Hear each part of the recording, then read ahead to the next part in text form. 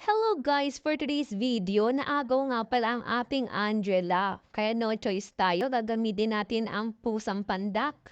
Walang iba kundi si Nana. Ayan, pero maganda rin naman, subukan ko uli ang aking main hero. Dati kasi guys, ito yung ginagamit ko, baka kinakalawang na tayo dito. So, let's go! Ayun no, naka-double kill ang pusang pandak. Eh, dito nga pala meron na tayong 8 kills and 10 assists. Baka na yan.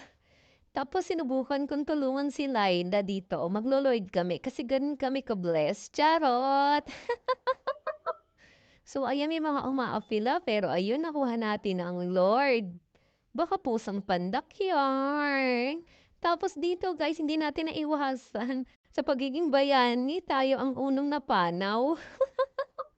Namatay ang pusong pandak. Pero syempre, sa pagbabalik ng ating bida, hindi na tayo papayag na muli pa tayong mapaslang. Kaya let's go! Ayan, tinulungan natin ang ating kakamping mag-blue buff. Pero sa kainaman, tayong nakakuha ng blue buff. Baka pusang pandak yan, ang agaw.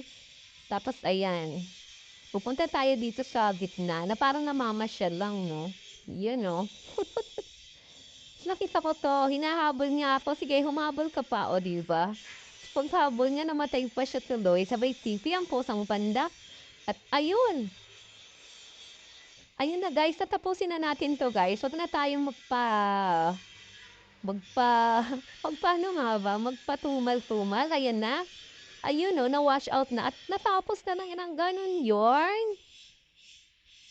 Pakapusang pandak yan. Thanks for watching guys! Meron tayo ditong 8 kills, 1 dead, and 18 assists. Yun know, hindi pa pala kinakalawang ang ating pusang pandak. Let's go! Thanks for watching, guys! I love you all!